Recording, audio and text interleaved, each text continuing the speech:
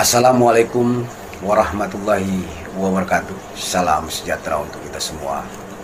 Pada kesempatan kali ini di channel Sipil dan Criminal Law Republik of Indonesia, saya sedikit ingin memberikan penjelasan tentang perbedaan-perbedaan antara advokat atau pengacara dan lembaga bantuan hukum.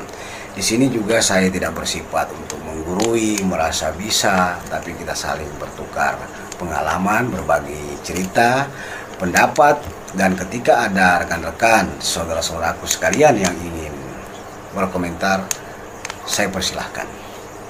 Di sini saya ingin memberikan penjelasan tentang perbedaan advokat atau pengacara dan lembaga bantuan hukum. Advokat atau pengacara adalah seseorang yang berprofesi memberikan jasa-jasa hukum baik di dalam maupun di luar daripada pengadilan yang telah memenuhi persyaratan-persyaratan dalam segi penetapannya berdasarkan Undang-Undang Nomor 18 Tahun 2003 tentang advokat atau pengacara. Sedangkan lembaga bantuan hukum, pemberian bantuan hukum berdasarkan Undang-Undang Nomor 16 Tahun 2011 tentang bantuan hukum pasal 1 angka 3. Jadi dapat kita simpulkan, advokat atau pengacara adalah seseorang individu, sedangkan lembaga bantuan hukum adalah atau merupakan organisasi. Lembaga bantuan hukum juga dapat melakukan rekrutmen kepada advokat atau pengacara.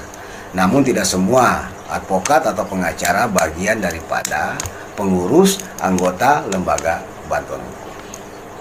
Advokat atau pengacara dapat menerima honorarium atau menerima pembayaran atas jasa-jasa hukum yang ia berikan.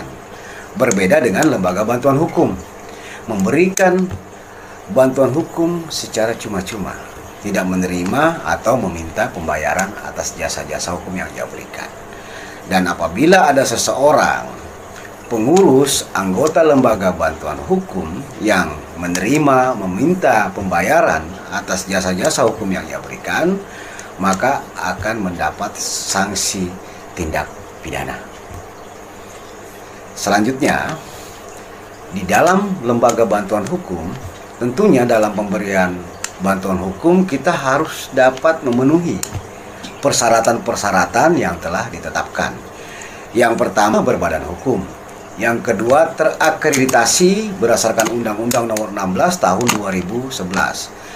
Yang ketiga, itu memiliki kantor atau sekretariat yang tetap. Keempat, memiliki pengurus. Dan yang terakhir atau yang kelima, itu memiliki program bantuan hukum. Terakhir yang ingin saya sampaikan, di mana? Ini satu pertanyaan. Di mana lembaga bantuan hukum mendapat sumber pendanaan dalam segi melaksanakan pemberian bantuan hukum? Tentunya ini adalah satu pertanyaan yang harus kita jawab.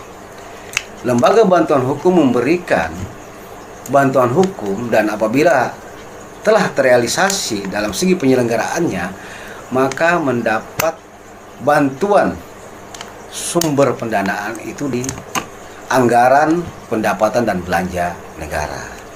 Lembaga bantuan hukum juga dapat menerima sumber pendanaan lain seperti dana hibah atau sumbangan.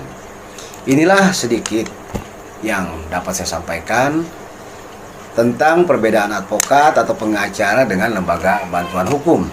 Semoga ini dapat bermanfaat untuk kita semua, terutama diri saya secara pribadi. Akhir kata, wabillahi taufiq wal hidayah. Assalamualaikum warahmatullahi wabarakatuh. Salam dari saya.